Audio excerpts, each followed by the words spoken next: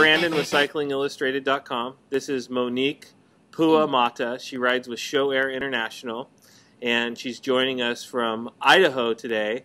And we're just going to talk to her and have a little bit of conversation about how our time's going out there. And here is our Hawaiian flower right here. So we're going to ask you a few questions. Tell us how it's going out in Idaho right now.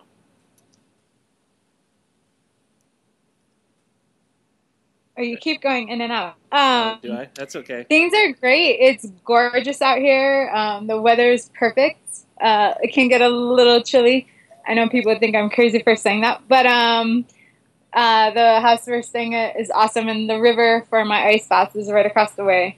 But we have the Galena Grinder, which is the fourth stop of the Pro UET this weekend, up the hill, and then next weekend is the National Championships. Are you going to win that? Well, you kind of race to win, right? Yeah, good.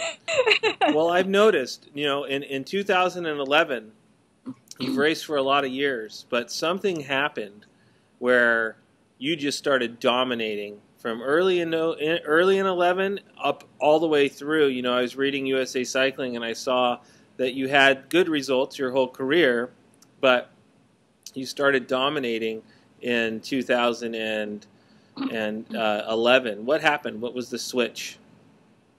I had a lot of life changes in 2011. It was a little rocky at first, just things in my personal life that happened, and I wasn't really sure if I was going to be able to race in 2011, and it just broke my heart because, when I think something's taken away from you and it's not by choice, then you realize how much something means to you. And the fact of thinking the bike wasn't going to be a part of me anymore, it just tore my heart. And so when Sho-Air came back and Scott, gave me the opportunity to do what I love again, I think it was just like the rekindling of the fire and just being so thankful that I was able to get on the bike again.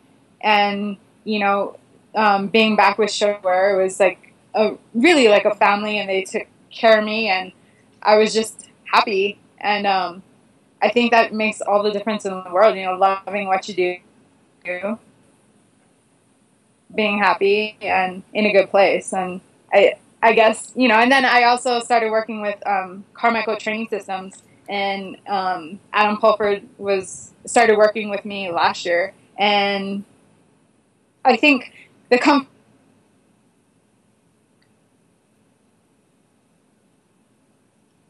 that you're not having to worry about it, just worrying about doing what is given to you, then it makes a huge difference. So, what's the biggest win that you've had to date? To date? For you. Yeah, that meant the most to you. Good question. I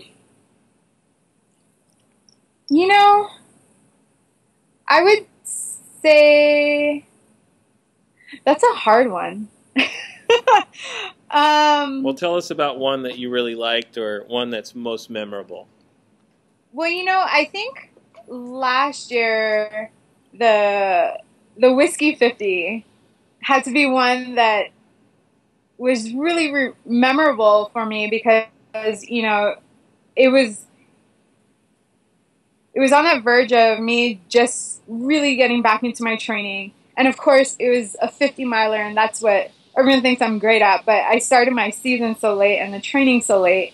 And, we have the Fat Tire Crit 2 days before the 50, and I basically got my butt handed to me. And, Catherine Pengel's there, and Kelly Emmett, and all those girls there, even though it was so stressful because it was literally probably the last mile that I passed her. But it was such, of course, a dramatic finish, but I think it meant a ton to me just because of who I beat, and then, just feeling like, okay, now I'm back, and I had that under my belt and gave me the confidence and stuff. That was a big win that I'll always remember for sure. Well, you're definitely one of the best mountain bikers in the world. And thank you. You're riding for an awesome brand. and that's a big production. I see all the pictures of the buses and the bikes, and it's pretty impressive. So what do you do to keep yourself fit to ride at that level? At this level, your competition is so fierce, and everyone's in such great shape, and everyone's fast, and everyone's training hard, and so everything else comes into play. Your recovery, your resting, not partying at night, your nutrition, the fuel that's going into your body. Every little extra step that can help you beyond just what you do when you're out there training makes an impact on your performance and your results. And so I really try and focus on those other things and put the best effort, it's kind of like a puzzle. And I think that, helps your result for sure. You probably have a lot of young ladies looking up to you that are riding their bikes, and it's true. So what can you give some advice? Can you give me a little bit of advice that if they were watching this, that you could tell them that helped you along the way?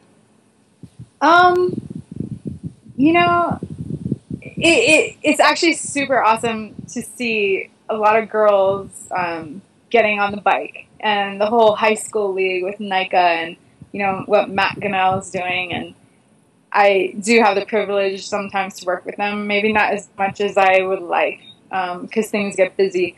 But it was funny. I was just somewhere, and I overheard one of the coaches she coached, I don't know if it was a club team or a high school team, and her problem, typically the coaches have a problem with getting the girls out. And this woman was talking about how she had about 14 girls and one boy. I was like, yes, that's awesome. But, what I would say, mountain biking is so awesome. And the bicycle is so awesome. And it's an individual sport. And, I think I would say just have fun and believe in yourself and just be patient with it. Because I remember the first time I started riding, and I went to Moab once and literally wanted to throw my bike over the cliff and just wanted to cry because I couldn't ride, and I was walking my bike more than I was riding. But then you keep practicing, and then you get someone who actually can help you. Always listen to what people have to give advice. It's not that you have to take it, but hear what they have to say. And there might be little things that you might learn from just, random Joe Schmo riding down the road or whatever. Watch what people do and take things in. Because little things with your skills or whatever, descending, especially mountain biking, make a difference. So be confident. If someone tells you can't do something, don't believe it. You can. Awesome. That was a great answer. Tell me, where does this sport take you next? I mean, you have so many accomplishments, but what's the next big accomplishment that you want to achieve? Well, for me, of course, this year, I have a few big goals, and next weekend's a big one for me. I really want this race, and I'm going to do everything in my power to cross that line first. Of course, there's so many elements and unknowns, but if I could take that, that would be a huge thing for me this year. Yeah, that's good. So, yeah. Tell me about the mental game of your sport a little bit. How do you commit when you are riding your bike? Tell me what goes on. What is your thought process when you commit? And you know what I'm talking about. All the cyclists out there knows when you commit to something in a bike race, what is that like for you? It's kind of funny. You think that no matter how many years or how long you've been riding a bike, that it becomes just second nature, and that's what you do, and you get to a line and it's the same old thing. But I don't know, sometimes I find myself so nervous before I start, and I have to calm myself down and just tell myself, this is what I do. I pedal a bike, and this is what I know best. I did my homework. It is what it is, and now I have to just go out and, just try my hardest and push myself to the limit, and let the result come. And that can be hard. I call them my fake family. I lived with them last year in California, but it was great because every time before a big race, my fake father, he would tell me, "Oh, have fun on your little group ride tomorrow," and it'd be like a national championship. But when you put it in perspective that way, I know it's not a little group ride, but in a sense, it is a group ride, and everyone, whoever's the fastest wins. But nerves are good, but not good if it's too much. And there's that balance. So you kind of have to bring it, back to perspective and not drive yourself too batty. Well, that's awesome. How old are you? I'm 32. Wow, and you're a superstar. How do you balance your life? Being a professional rider, how do you balance that with the family life? And tell me a little bit about your background.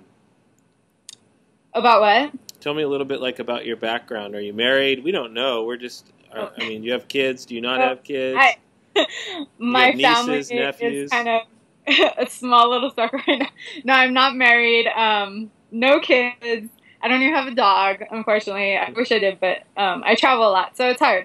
But I have a lot of close friends. A lot of my family is still back in Hawaii, and so that's kind of hard. I don't get to see them a lot, and we're really close. But the people and the good friends that I have, in the States, I always try and hang out with them, my neighbors and stuff like that. But I think balance in life is so key. Just, it's easy, especially being a professional athlete, to get so caught up in the grind of, training, and you kind of forget about other things that are important in life, such as the people in your life and, your family, like you said. And we can't forget those things because those are the people that help us get to where we're at. So it's important to just learn how to balance those things. And then I think in the end, it makes you happier and things work out better too. Because if you're not happy with anything in life, it's just not going to work. Yeah. Well, you are very kind, and I know that you have a huge fan base because every time I put up a picture of you that somebody submits, everybody's like, "Look at Pua crushing the boys." And so I always think that's awesome, and I've had a lot of requests to interview you, and you are very sweet, and you're a pretty lady, and you are the best at what you do. And so we want to thank you for joining us. Do you have anything else that you want to add today? I don't know. You don't have to. Just have a good bike and hope to see you on the trails. Yeah, awesome. This is Brandon with CyclingIllustrated.com.